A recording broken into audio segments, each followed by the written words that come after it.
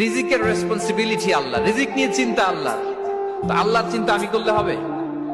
বলেন, যেটা দায়িত্ব আল্লাহ, যে রেসপন্সিবিলিটি আল্লাহর, ওই রেসপন্সিবিলিটি আমি নিলে হবে? হবে না। তাহলে আল্লাহ তাআলা নিজেকে আর রাজ্জাক বলে কোরআনে আমাদের সামনে উপস্থাপন করেছেন।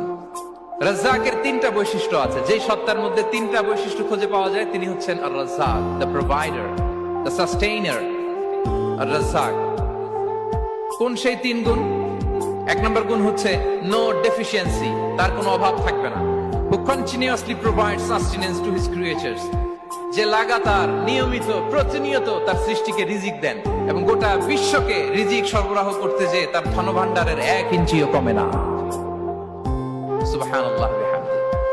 এই যে সাইয়েদনা আদম আলাইহিস সালাম থেকে শুরু করে আপ আনটিল নাও গোটা বিশ্বের সবগুলো মানুষকে, জিন জাতিকে, পক্ষীকুল, সাগরের অতল গহ্বরে দ্য ব্লু ওয়েল, নীল তিমিগুলোকে, বিশাল মাছ